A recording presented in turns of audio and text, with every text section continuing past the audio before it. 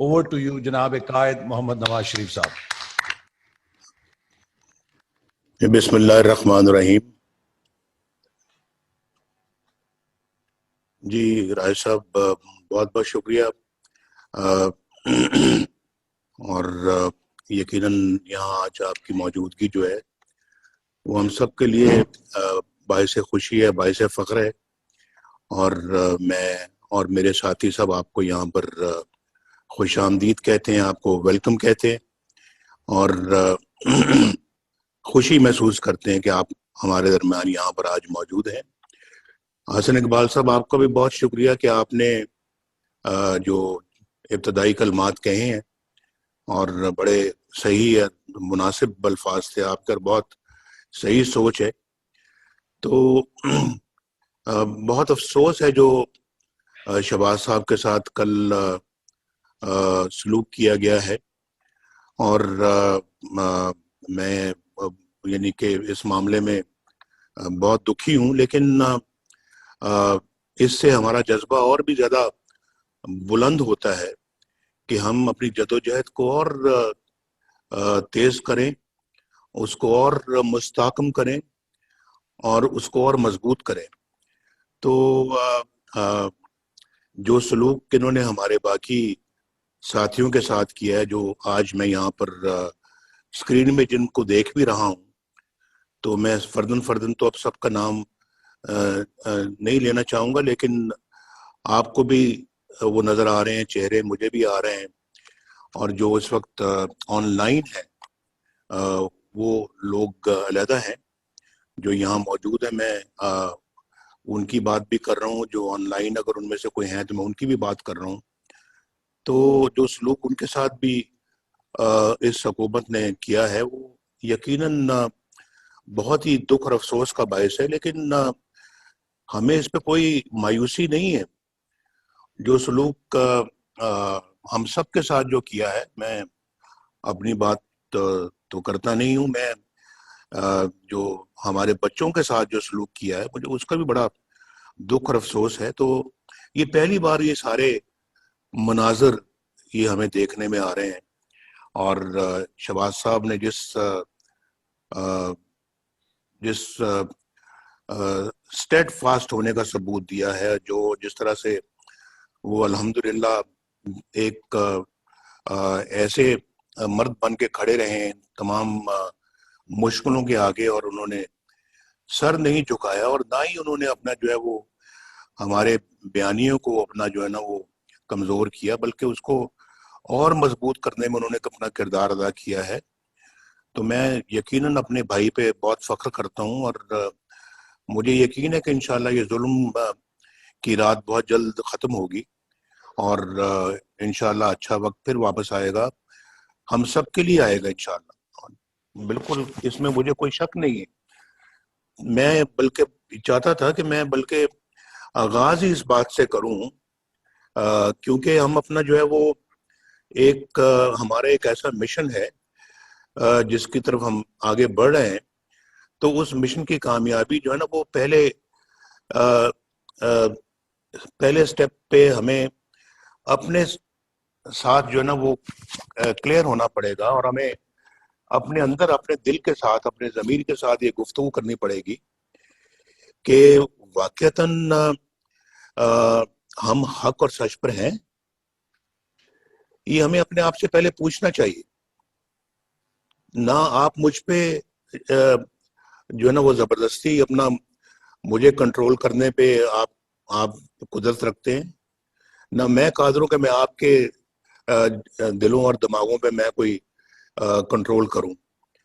तो इसलिए मेरा ख्याल है कि हमें अपने आप से पहले ये पूछना चाहिए कि क्या हम हक और सच पर हैं।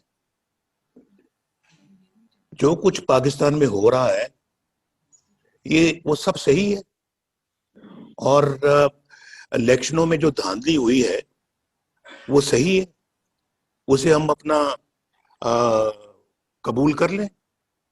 आरटीएस बंद हुआ था तो तकदीर का फैसला समझ के उसे कबूल कर लें। धांधली की बाकायदा नशिस्तें हमारी आंखों के सामने हैं। جو دھاندلی ہوئی ہے کیا اس کو ہم قبول کر لیں اور مان لیں کہ جناب ٹھیک ہے، اگر ایسا ہوا ہے تو چلیں جی پھر آگے بڑھتے ہیں، ان چیزوں کا کیا حساب لینا ہے۔ آج آپ کسی کا حق چھین کر کسی اور کو دے دیتے ہیں اور کسی کے حق سے اس کو محروم کر کے کسی اور کی جھولی بھر دیتے ہیں، تو کیا پھر ہم ان سب چیزوں کو تسلیم کر لیں، قبول کر لیں، اپنے ضمیر کو مار دیں اور کہیں کہ جی ٹھیک ہے آگے بڑھتے ہیں جناب؟ ایسا تو ہوتا رہتا ہے، 70 سالوں میں تو ایسا ہوتا رہا ہے، لیکن کیا آئندہ بھی پھر ایسا ہونا چاہیے؟ میں یہ سمجھتا ہوں کہ اس کا فیصلہ ہمیں بالکل اب دو ٹوک طریقے سے کرنا چاہیے۔ اور میں یہ سمجھتا ہوں کہ آج جو عدالتوں پر جو اس وقت دباؤ ہے اور دباؤ ڈال کر مرضی کے فیصلے لیے جاتے ہیں، تو کیا یہ سب صحیح ہے؟ اور آپ اس کے وٹنس ہیں آپ سب۔ ہمیں پتہ لگتا رہتا ہے کہ کہاں کس اپنا عدالت میں کس اپنا جج نے کیا فیصلہ کرنا ہے۔ انفارچونیٹ، اس سے بڑی بدقسمتی اور کیا ہو سکتی ہے کہ عدالتوں کو دباؤ میں لایا جائے اور ان سے من مانے فیصلے لیے جائیں۔ ان کو دیوار سے لگا دیا گیا ہے، یہ صحیح ہے؟ پارلیمنٹ کو ایک کٹ پتلی اور ربر سٹیمپ پارلیمنٹ بنا دیا گیا ہے، اس کو مان لیں۔ اور آپ میں سے لوگ مجھے بتاتے ہیں، میں تو پارلیمنٹ کا ممبر اور مجھے نہیں معلوم کہ میں کیوں نہیں ہوں آج ممبر نہیں ہوں۔ آج تک ایسا کوئی موقع نہیں آیا کہ میں پارلیمنٹ، الحمدللہ کہ میں پارلیمنٹ کا ممبر نہ رہا ہوں۔ اللہ کے فضل و کرم سے ہمیشہ اللہ نے کامیابی دی ہے، اور کوئی آسان ہے کہ میں اپنا، اللہ نے مجھے ہمیشہ یہ اعزاز بخشا ہے۔ آج پہلی مرتبہ میں پارلیمنٹ کا ممبر نہیں ہوں، یا میں اس وقت ممبر نہیں تھا جب ہم مشرف کے زمانے میں جو ہے وہ ایگزائل پہ چلے گئے، تو اس وقت بھی نہیں تھا اور آج بھی نہیں ہوں، کیونکہ میں ڈسکوالیفائی ہو گیا اور نکل گیا وزارت عظمیٰ سے کہ میں نے اپنے بیٹے سے تنخواہ نہیں لی۔ اور یہ ہے ہماری عدالتوں کا کہ بیٹے سے تنخواہ نہیں لی، چلیں چھٹی کریں، جائیں وزارت عظمیٰ سے بھی فارغ۔ اس کے بعد پھر چلیں وزارت عظمیٰ سے فارغ ہونے کے بعد مسلم لیگ کی صدارت سے بھی فارغ، ساری فائل۔ یہ کیا آپ کا دل و دماغ اس بات کو تسلیم کرتا ہے کہ اس کو، ان سب چیزوں کو مان لیا جائے؟ سیاست جو ہے وہ انسان اپنی سیلف ریسپیکٹ کو ملحوظ خاطر رکھ کر انسان سیاست کرتا ہے، سیلف ریسپیکٹ کمپرومائز کر کے نہیں۔ تو اگر جس میں سیلف ریسپیکٹ جو ہے وہ چلی جائے تو پھر کون سی سیاست اور کیسی سیاست؟ تو میں تو سمجھتا ہوں کہ یہ آج سب چیزوں کو سوچنے کا یہ دن ہے، اور مجھ جیسا آدمی جو 3 دفعہ اللہ تعالیٰ کے فضل و کرم سے اور آپ کی مہربانیوں سے اور آپ کی دعاؤں سے اور آپ کے تعاون سے وزیر اعظم بنا، میں 3 دفعہ، تو اس کے ساتھ یہ سلوک ہو رہا ہے کہ اس کو ملک سے باہر جو ہے وہ رکھا گیا 1999 سے لے کے 2007 تک، اور اب اپنا جو عدالتوں کی اجازت ہے میں باہر آیا ہوں۔ تو آج ہی کوئی عجیب و غریب صاحب میں نے کمنٹس پڑھے ہیں، بڑی تکلیف ہوئی ہے وہ کمنٹس پڑھ کے، مجھے بہت افسوس ہوا ہے۔ تو اب وہ آپ بھی سب جانتے ہیں، میں اب اس پہ کیا کمنٹ کروں، لیکن مجھ جیسا بندہ جو ہے جس نے پاکستان کی الحمدللہ خدمت کی ہے دل و جان کے ساتھ، یہ میرے ساتھی آپ کے ساتھ بیٹھے ہوئے ہیں، یہ جنہوں نے میرے ساتھ مل کے پاکستان کی بجلی کو بحال کیا، پاکستان کی روشنیوں کو بحال کیا، پاکستان کی انڈسٹری کو چلایا، پاکستان کی تجارت کو چلایا, گھروں میں بجلی لے کر آئے, اور پھر کسانوں کے لیے ٹیوب ویل چلائے, بجلی جو ناپید ہو چکی تھی اس کو دوبارہ لے کر آئے, دن رات کام کیا, ڈیم بنوائے, بجلی کے کارخانے لگوائے, اور پھر کہاں کہاں کارخانے نہیں لگے, اور اتنی سپیڈ میں. اور میں اپنے بھائی شہباز شریف کو بھی سلوٹ کرنا چاہتا ہوں کہ جس نے ماشاءاللہ دن رات ایک کر کے یہ بجلی کے کارخانے جو پنجاب میں لگے ہیں, اس کا سہرا شہباز شریف کے سر پر ہے, اور آپ یہ خواجہ آصف صاحب کے سر پہ ہے, اور شاہد خاقان عباسی کے سر پہ ہے, اور جو بھی لوگ اس ٹیم میں شامل تھے ان کے سر ہے. آپ جانتے ہیں, یہاں بیٹھے ہوئے ہیں ڈار صاحب, میرے ساتھ یہ بیٹھے ہوئے ہیں, ڈار صاحب ماشاءاللہ ان کے سر پہ ہے, انہوں نے اس کے لیے وسائل مہیا کیے. ڈار صاحب بھی جانتے ہیں, خواجہ آصف بھی جانتے ہیں, شاہد عباسی بھی جانتے ہیں, اور اپنا ڈار صاحب اور کون سے تھے جو بڑے اس معاملے میں ایکٹیو تھے. اور میں ان سیکرٹریوں کو بھی, سرکاری افسروں کو بھی میں بہت ان کا شکر گزار ہوں جنہوں نے ہمارا ساتھ دیا اس معاملے میں, کہ ہم نے اپنا یعنی ہر دوسرے تیسرے دن پرائم منسٹر ہاؤس میں میٹنگیں ہوتی تھی, اور بجلی واپس لانے کے لیے گیس کو پاکستان میں جو ہے نا وہ سپلائی کرنے میں میرا خیال ہے کہ ہم نے کوئی کسر نہیں چھوڑی. اور پھر اس کے بعد یہ تو ایک سیکٹر ہے نا, آپ دیکھ لیں آج موٹر ویز پاکستان یعنی اسلام آباد سے پشاور سے لے کے کراچی تک صرف ایک بیچ میں حصہ رہ گیا ہے, جو کہ اپنا ہے وہاں سے سکھر سے لے کے حیدرآباد تک, جو ابھی رہ گیا وہ بھی شاید رہ گیا کہ ہمیں ٹرم ہی نہیں کسی نے پوری کرنے دی. ہمارا ٹینیور جو ہے وہ اپنا جو ہے نا وہ اس میں پورا نہیں ہو سکا, ورنہ اس کی بھی بنیاد رکھ کے ہم جاتے. تو آج جگہ جگہ پاکستان پہ آپ کو ہائی ویز, موٹر ویز نظر آتی ہیں, اور لوگ کتنے مستفید ہو رہے ہیں. تو اس میں ماشاءاللہ حسن اقبال صاحب کا بھی بہت بہت شکریہ جنہوں نے اس کی ساری پلاننگ کی, اور پھر ڈار صاحب کا شکریہ جنہوں نے اس کے لیے پیسے فراہم کیے, اور پھر دھرنوں کے باوجود ہم نے وہ سب کچھ اکمپلش کیا جو اس ملک کی ضرورت تھی. اور پھر 4 سال, میں تو 4 سال رہا, 4 سالوں میں ہم تقریباً بہت کچھ کر گئے تھے. اور پھر آپ ہماری جو ہے وہ گروتھ ریٹ آپ دیکھ لیں, گروتھ ریٹ ماشاءاللہ کتنا بڑھ گیا تھا, اور 5.8% پہ جو ہے وہ گروتھ ریٹ ہم چھوڑ کر گئے ہیں, جو کہ آج نیگیٹو چلا گیا ہے. تو میں یہ سمجھتا ہوں کہ یہ کیا ہے, تو میں یہ سمجھتا ہوں کہ آج اپنا جو ہے وہ اللہ کے فضل و کرم سے جو ہے وہ یہ سب جانتے ہیں کہ ہماری کیا خدمات ہیں اس ملک کے لیے. دہشت گردی کے خلاف ہم جنگ جیت کر گئے, اور پھر پاکستان کو جو ہے وہ گرے سے ہم وائٹ میں لے کے آئے, فیٹف میں, اور سب کچھ آپ کے سامنے ہے. اب گنوانے کی کیا ضرورت ہے مجھے, لیکن آج ہزارہ موٹر وے بھی دیکھ لیں, سیالکوٹ لاہور موٹر وے بھی دیکھ لیں, آپ اپنا لاہور ملتان موٹر وے بھی دیکھ لیں, ملتان سکر موٹر وے بھی دیکھ لیں, حیدرآباد کراچی موٹر وے بھی دیکھ لیں, بلوچستان میں ہمارا بنی ہے, بلوچستان کے اندر جو ہے اللہ کے فضل و کرم سے ہائی ویز ہم نے بنائی ہیں, صرف یعنی پنجاب کے اندر نہیں, بلوچستان اور پھر گوادر کو کوئٹہ سے ہم نے ملایا ہے.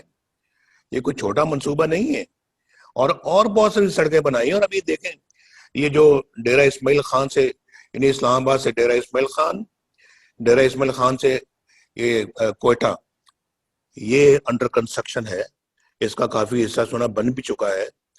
اور پھر اپنا جو ہے وہ سندھ کے اندر سے یہ موٹر وے ساری گزر رہی ہیں. ہمارے تو بڑے بڑے منصوبے تھے جو زیر تکمیل تھے اور بہت سارے آج شاید مکمل ہو چکے ہوتے، باقی بھی جو رہ گئے ہیں. تو میں کہنا یہ چاہتا ہوں کہ ہمارے زمانے میں آدمی بھی سکھ کی زندگی گزار رہے تھے، پاکستانی سکھ کی زندگی گزار رہے تھے، لوگوں کو روزگار مل رہا تھا، لوگوں کو اپنا جو ہے وہ ان کو چیزیں جو ہے روزمرہ کی وہ دستیاب تھیں، یعنی کہ کوئی مہنگائی نہیں تھی، مہنگائی کا کوئی ایشو نہیں تھا پاکستان میں. تو آج تو ان کا جینا دوبر ہو گیا ہے. تو یہ جو جدوجہد آپ جو کرنے کا جو ارادہ رکھتے ہیں، وہ جو سب سے زیادہ اس کی جو ضرورت ہے وہ صرف اور صرف ان 21 کروڑ عوام کے لیے ہے، یا عوام کے لیے ہے جو جن کے دکھوں میں اور مشکلات میں آج بے پناہ اضافہ ہو چکا ہے. مجھے کوئی کہہ رہا تھا کہ جناب آج تو پاکستان کے اندر، یہ مجھے بہت ایک سمجھدار بندے نے یہ بات کہی ہے کہ آج کے زمانے میں جتنی کوئی لوگ کمائی کر رہے ہیں، اس کمائی سے وہ نہ اس اپنے اخراجات کو پورا نہیں کر سکتے، اخراجات کے ساتھ ساتھ نہ اپنے بچوں کو پڑھا سکتے ہیں، نہ وہ بجلی کا بل دے سکتے ہیں جو بم بن کے ان پہ گر رہا ہے، نہ وہ گیس کا بل دے سکتے ہیں، نہ وہ دوائیوں کا خرچہ اٹھا سکتے ہیں. آج دوائیوں کی قیمتیں آسمان سے باتیں کر رہی ہیں. صرف لائف سے سیونگ دوائی جو ہے وہ بھی عوام کی پہنچ اور عوام کی رسائی سے باہر ہے. آپ مجھے بتائیں کہ کس طرح سے جو ہے وہ اپنا لوگ اس وقت زندگی بسر کر رہے ہیں. مجھے کوئی آج بتا دے کوئی، وہ کہنے لگے کہ مجھے سمجھ نہیں آتی کہ آج اچھی خاصی جو تنخواہ ہوتی ہے جو 30,000 روپے تک بھی ہوتی ہے، اس میں جو یہ سارے اخراجات جو ہے نا وہ پورے کرنے کے بعد جو کھانا اس نے پکانا ہوتا ہے، اس کے لیے روٹی آٹے کی قیمت آسمان سے باتیں کر رہی ہے. آج تو میں پڑھ رہا تھا کہ اب آٹا جو ہے نا آگے ناپید ہونے والا ہے، گندم ہی نہیں باہر سے امپورٹ کی گئی. میں ایک زمانہ تھا ہمارا بھائی گندم امپورٹ چھوڑ کر ایکسپورٹ ہوا کرتی تھی. آج اپنا امپورٹ جو ہے نا وہ کی جا رہی ہے. اس کے لیے بھی آپ کو زر مبادلہ چاہیے، اور یہ اب امپورٹ کر کے تو وہ وقت پہ بھی نہیں اب آ سک رہی، تو شاید دسمبر میں قیمتیں اور زیادہ بڑھ جائیں گی اور گندم کی کمی اس ملک کے اندر آ جائے گی. چینی کی قیمتیں آپ دیکھ لیں، اور شہباز صاحب جو ہے نا وہ انہوں نے میں سمجھتا ہوں کہ ہم ان کی تعریف کرنی چاہیے جو انہوں نے انتہائی پریشر کے باوجود چینی کی قیمتیں نہیں بڑھنی تھی. ہم شاید 50 روپے کلو تھی جب ہم آئے تھے، اور 50 روپے ہی ہم چھوڑ کے گئے، اور لیکن آج جب سے ہم چھوڑ کے گئے ہیں تو 50 سے آج 100 روپیہ کلو چینی ہو گئی. کوئی ہے پوچھنے والا؟ مجھے بتائیں، کوئی دیکھنے والا ان چیزوں کا ہے؟ اور پھر میں نے آپ کو یہ پہلے کہا، میں نے کہا کہ پہلے تو آپ اپنے آپ سے پوچھیں نا کہ کیا ہم حق اور سچ پر ہیں. اگر ہم حق اور سچ پر ہیں تو پھر میرا خیال ہے کہ ہمیں کوئی تامل نہیں ہونا چاہیے، کوئی ہیزیٹیشن یا تحفظ نہیں ہونا چاہیے کہ ہم ان چیزوں کے خلاف جو ہے وہ برسر پیکار ہوں.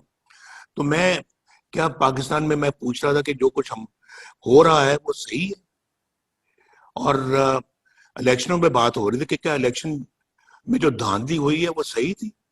اس کو مان لیں ہم. میرا تو ضمیر اس کو قبول نہیں کرتا، اور میں اسی پہ بات پہ میں نے کہا تھا کہ سیاست اور نو سیاست، کوئی انسان کا ضمیر بھی ہوتا ہے، کوئی انسان کی سیلف رسپیکٹ بھی ہوتی ہے. آج تو ہم انگریزوں کی غلامی سے نکل کر آپ اپنوں کی غلامی میں آ گئے ہیں. ہم کوئی فری سٹیزن تو نہیں ہیں. آج آپ پوچھیں اپنے آپ سے، آپ ہیں؟ پوچھیں، ذرا پوچھ کے دیکھیں آپ. جس پارلیمنٹ کے ممبر ہم بنے ہوئے ہیں وہ پارلیمنٹ کتنی خود مختار ہے. مجھے لوگوں سے پتہ لگتا رہتا ہے کہ وہاں اس پارلیمنٹ کو کوئی اور چلا رہا ہے. وہاں پھر جو ہے نا وہ دوسرے لوگ ہیں جو آ کے یہ ڈائریکشنز دیتے ہیں کہ جناب آج ایجنڈا یہ ہوگا اور آج اس بل پہ یہ ووٹنگ ہوگی اور فلاں کل یہ ہوگا, کمیٹی فلاں بل کو منظور کرے, فلاں بل کو دیکھے. تو یہ میں سب جو ہے نا, یہ میں سمجھتا ہوں کہ یہ بہت جو ہے نا وہ ہے سوچنے والی باتیں یہ, کہ ہم نے تو یہ ہماری تو اسمبلی بھی اب معاف کیجیے گا کمپرومائزڈ. تو اس میں انفارچونیٹلی جو ہے وہ ہماری عدالتوں کا آپ نے دیکھ لیا حال.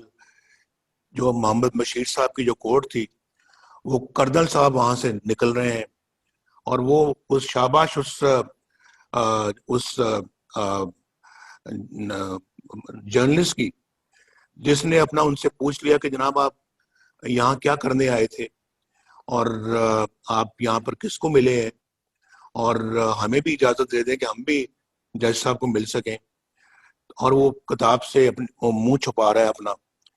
کیا ضرورت تھی چھپانے کی اگر دل میں چور نہیں تھا؟ دل میں چور تھا تو منہ چھپایا نا. بات کرنے کی, جواب دینے کی ہمت نہیں تھی, کیونکہ سوال صحیح پوچھے جا رہے تھے. تو اس طرح سے جو کیا یہ پھر صحیح ہے؟ اور پھر جو ہے وہ میں کیا یاد کراؤں اب, جو یہ ملک ارشد صاحب لے کے گئے ہیں, جو کہہ گئے ہیں, ایڈمٹ کر گئے ہیں کہ میں نے انڈر پریشر جو ہے نا یہ فیصلہ سنایا ہے, اور وہ فیصلہ تو اپنی جگہ پہ ابھی اس جج کو تو فارغ کر دیا ہے, وہ ڈسمس ہو گیا ہے, فیصلہ برقرار ہے, الٹی گنگا بہ رہی. اور اسی فیصلے پہ میری بیل کا مسئلہ اٹکا ہوا ہے, اندازہ کیجئے آپ. اور میری بیل بھی اسی یعنی کہ جو جج ڈسمس ہو گیا ہے, جس کے بارے میں سینئر جوڈیشری نے یہ کہا تھا کہ ہمارے سر شرم سے جھک گئے ہیں اس بندے کا جو کردار ہے, تو اسی بندے کا فیصلہ قائم ہے, لیکن وہ بندہ جا چکا ہے کیونکہ اس کو سزا ہو گئی ہے, اور فیصلہ ہمارے سر پہ ابھی تک لٹک رہا ہے. تو میں آپ سے یہ کہنا چاہتا ہوں کہ یہ عوام کو مہنگائی سے جو کچل دیا ہے, کیا یہ صحیح ہے؟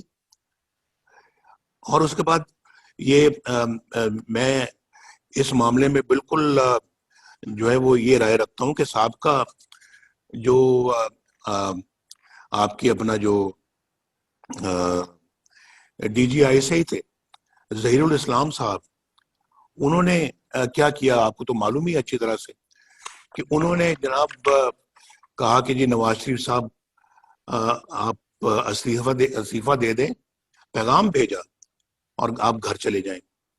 اور یہ دھرنوں کے دوران کی بات ہے, دھرنوں کی اس پیریڈ کی بات ہے کہ جی I should step down and go home. تو یہ مجھے بتائیں, یہ صحیح ہے؟ مجھے آ کے یہ پیغام ملتا ہے in the middle of the night. تو اور ساتھ میں یہ بھی کہ جی اگر آپ نہیں کریں گے تو پھر نتائج بھگتنے پڑیں گے, ماشاء اللہ بھی لگ جائے گا.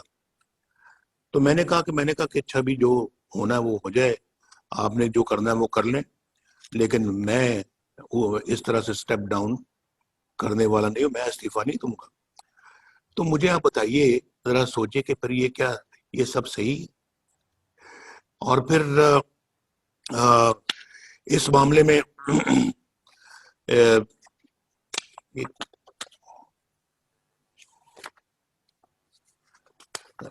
معاف کیجیے گا ذرا, دوسرا یہ دیکھیں کہ یہاں پہ بیان دیا جاتا ہے کہ جرنیل فوج کا سیاست میں کوئی کردار نہیں ہے, اور فوج جو ہے وہ سیاست میں کوئی حصہ نہیں لیتی, تو کوئی مداخلت نہیں کرتی. تو پھر مولانا غفور حیدری صاحب نے جو کہا کہ مجھے جنرل باجوہ نے بلایا, چیف آف آرمی سٹاف نے مجھے بلایا, اور مجھے کہا کہ جی آپ یہ دھرنا بند کریں, ہم جو نواز شریف کے خلاف کر رہے ہیں آپ اس کے مداخلت نہ کریں.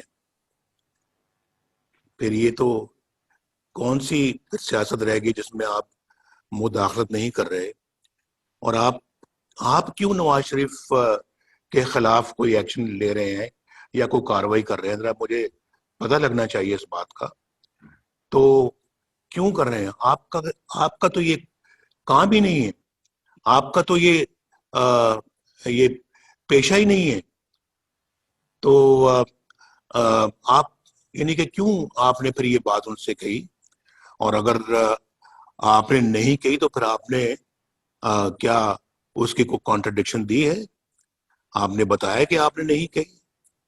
تو یہ پتہ لگنا چاہیے نا کہ دوسری طرف آپ کہتے ہیں جی کہ ہم سیاست میں مداخلت نہیں کرتے، اور پھر آپ دوسری سیاست میں کیا ابھی میں ججز کی بات کر رہا تھا. یہ جسٹس صدیقی صاحب نے، شوکت صدیقی صاحب نے، انہوں نے جناب جو بھری محفل میں کہا ہے اور بار کے فنکشن میں کہا ہے کہ، اور حلف لے کے کہا ہے کہ میرے پاس D G I S I آئے تھے اور D G I S I نے مجھے آ کے کہا کہ نواز شریف اور ان کی بیٹی مریم نواز شریف کو آپ رہا نہیں کریں گے،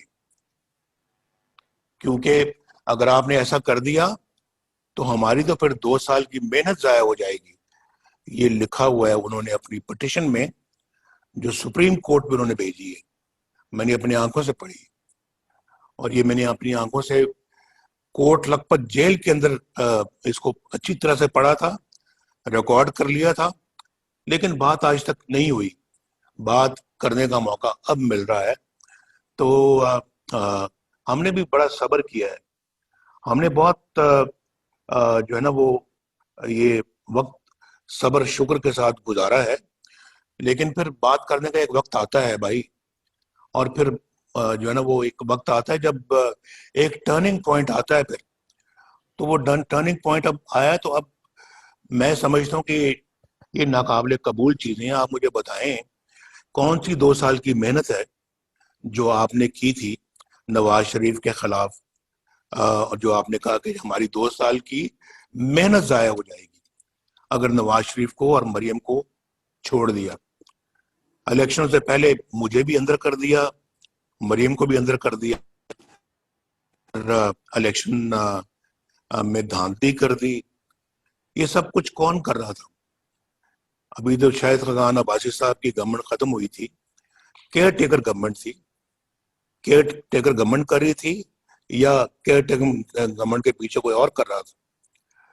میں پہلے بھی کہہ چکا ہوں کہ میں نے کہا یہ ان سب چیزوں کا ایک دن حساب دینا پڑے گا، اور وہ دن آئے گا، وہ زیادہ دور بھی نہیں ہے، دینا پڑے گا حساب. اور ہم اپنا جو ہے وہ ایک غلام بن کے جو ہے نا اپنے ملک میں اب نہیں رہ سکتے، اور میں غلام بن کے رہنے کا میں قائل نہیں ہوں. انشاءاللہ رہوں گا ایک پاکستانی بن کے، قابل فخر پاکستانی بن کے. انشاءاللہ میں اس طرح سے زندگی گزاروں گا. غلامی مجھے قبول نہیں ہے، اور آپ دیکھیں گے انشاءاللہ. تو اگر یہ سب کچھ صحیح ہے،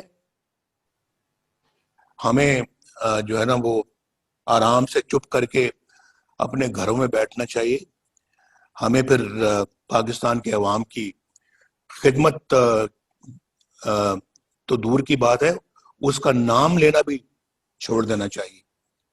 لیکن اگر یہ سب چیزیں صحیح نہیں ہیں، اور ہمارا نہ ذہن، نہ دل، نہ ضمیر اس کو قبول کرتا ہے، تو پھر تو اس کے خلاف اٹھنا ہوگا.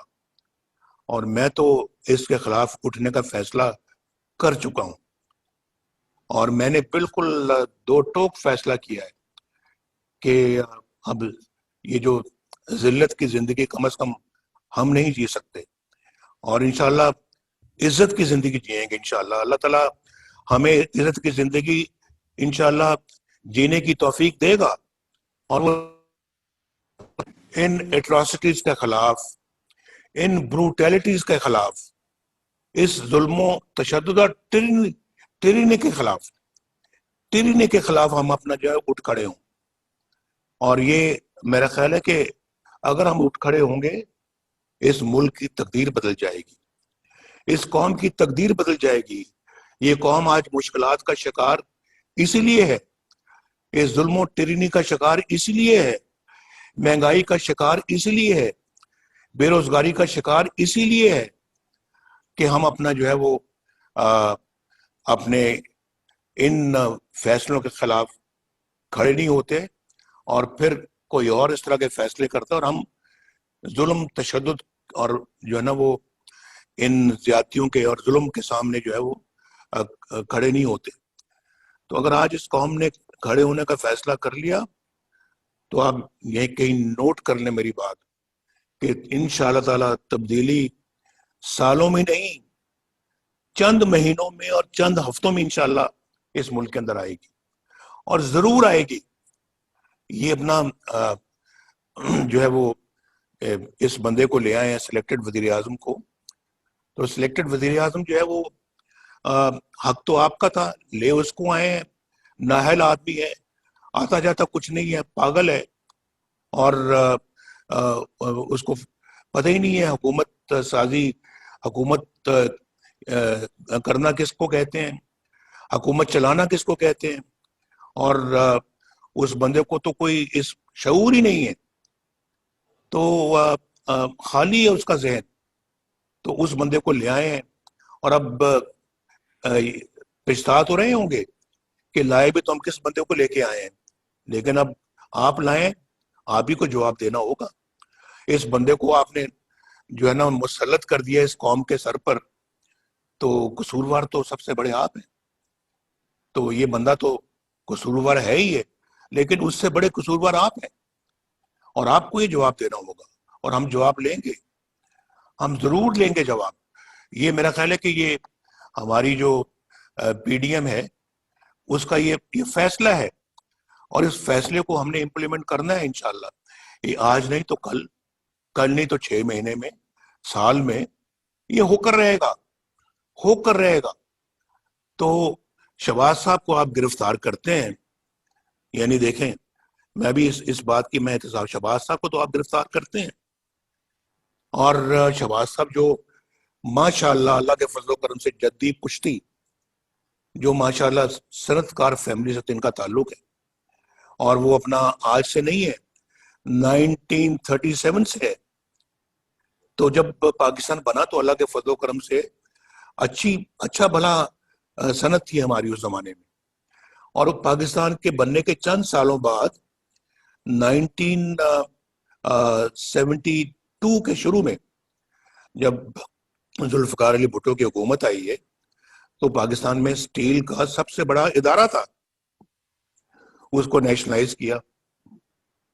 شہباز صاحب جو کہ ایک انڈسٹریل بیک گراؤنڈ سے ہیں، اور ماشاءاللہ اس زمانے میں اللہ کے فضل و کرم سے ہمارا جو کاروبار تھا 1972 میں اربوں روپے کا کاروبار تھا، اربوں کا۔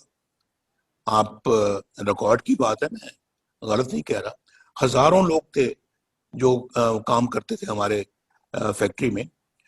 تو اس کو تو آپ نے پکڑ لیا کہ آپ کے ذرائع جو ہیں وہ میچ نہیں کرتے، آپ کے جو ہیں وہ اس سے آپ کے اخراجات سورسز سے میچ نہیں کرتے۔ تو بھائی مجھے تو سمجھ نہیں آتی کہ کیوں نہیں میچ کرتے۔ تو آپ نے عاصم سلیم باجوہ، جنرل عاصم سلیم باجوہ، اس کو تو آپ نے پکڑا ہی نہیں، پکڑا آپ نے شہباز شریف کو لیا ہے۔ پکڑنا تو اس کو چاہیے تھا آپ کو، جس نے پچھلے 15-20 سالوں میں پتہ نہیں کہاں سے ریسورسز، کروڑوں روپے، اربوں روپے کے اثاثے بنا لیے ہیں آپ، اور وہ بھی ملک سے باہر بنائے ہیں آپ نے اثاثے، پکڑے گئے ہیں۔ اور اس پہ تو یہ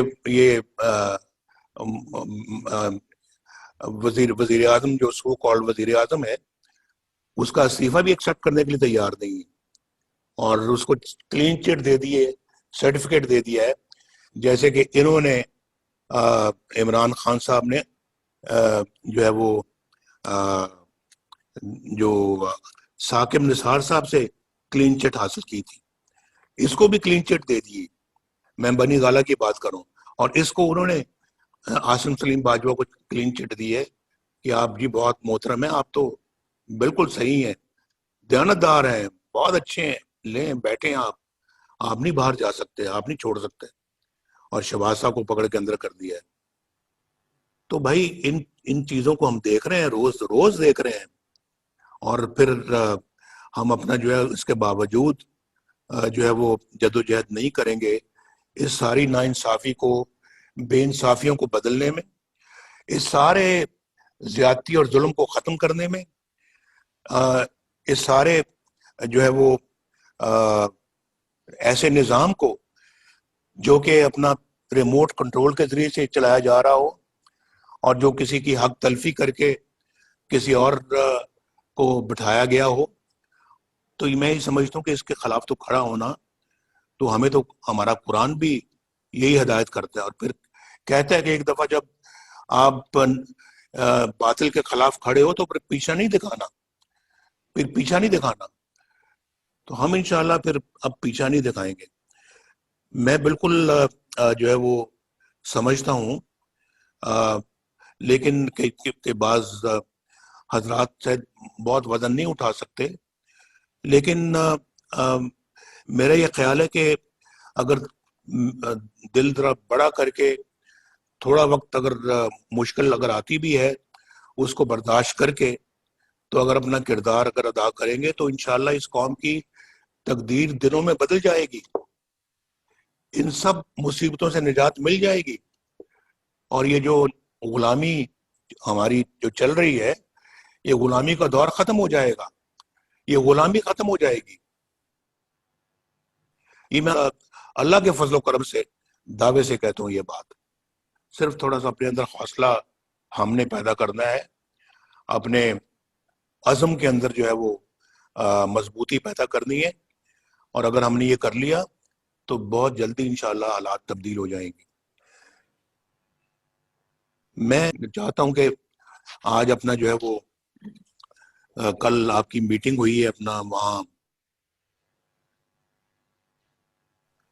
میٹنگ کے حوالے سے اب اپنا جو ہے وہ, اور پھر جو فیصلے جو ہوئے ہیں ہمارے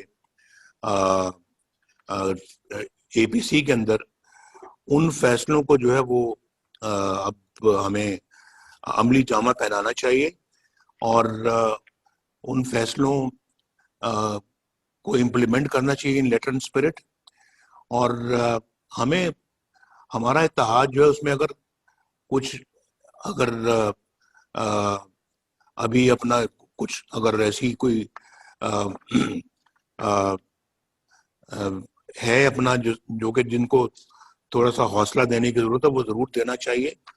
لیکن میرا مطلب کہ جو اس وقت پورے حوصلے اور اسپرٹ میں ہیں, ان کو انشاءاللہ آگے بڑھنا چاہیے. اور میں سمجھتا ہوں کہ اس کے لیے ہماری اپنی پارٹی کو بھی اپنا کردار خود بھی ادا کرنا چاہیے. ایک تو پی ڈی ایم کے پلیٹ فارم سے بھرپور کردار, ایک اپنے پلیٹ فارم سے بھرپور کردار, اور ماشاءاللہ ہم بھی اللہ تعالیٰ کے فضل و کرم سے اس قابل ہے کہ اپنا خود بھی کردار ادا کر سکتے ہیں, جو کہ انشاءاللہ جھولی پی ڈی ایم کی جھولی میں جائے گا.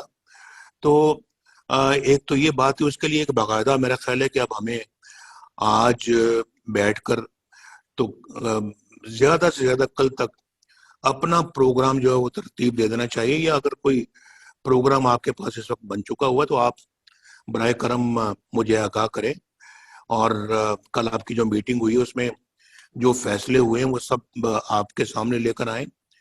اور پھر آگے اب گلگت بلتستان کے انتخابات بھی آ رہے ہیں, اس میں بھی جو ہے نا وہ ہمیں اب بھرپور طریقے سے گلگت بلتستان کے الیکشنوں میں حصہ لینا چاہیے, اور وہاں ہر طرح سے ایسے کسی بھی ہتھکنڈوں کا دفاع کرنا چاہیے کہ جو خدا نخواستہ اس الیکشن کے اندر کوئی اپنا خدا نخواستہ کو ہاتھ دکھانے کا کوئی ارادہ رکھتا ہو تو اس کو ناکام کرنا چاہیے.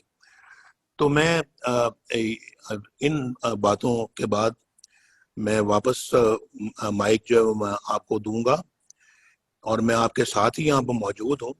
آپ برائے کرم اب بتائیے کہ کس طرح سے آپ اپنا ہم پی ڈی ایم کو اور پی ایم ایل این کو آگے آنے والے دنوں میں کیا آپ کا پلان ہے.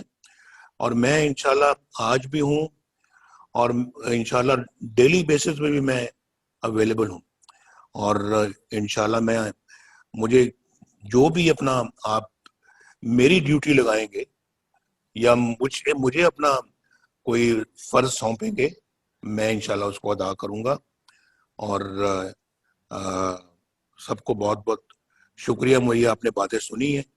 کل چونکہ CWC کا بھی اجلاس ہے, تو اس میں بھی میں سمجھتا ہوں کہ ہمیں مل کے بیٹھ کے تقریباً یہی بات کرنی پڑے گی. اس میں زیادہ لوگ ہوں گے تو زیادہ سے زیادہ لوگوں تک اپنی بات ہمیں پہنچانی چاہیے. حفیظ الرحمان صاحب کو میں سامنے دیکھ رہا ہوں, اور میں راجہ فاروق حیدر صاحب کو بھی دیکھ رہا ہوں. آپ کو بھی بہت بہت حفیظ الرحمان صاحب سلام, راجہ صاحب آپ کو بھی سلام. اور حفیظ الرحمان صاحب بھی اس سلسلے میں کچھ ہمیں بتائیں گے تو ذرا ہمارے علم میں اور اضافہ ہوگا. بہت بہت شکریہ. آسر اقبال صاحب, واپس آپ کی طرف مائک بھیج رہا ہوں میں.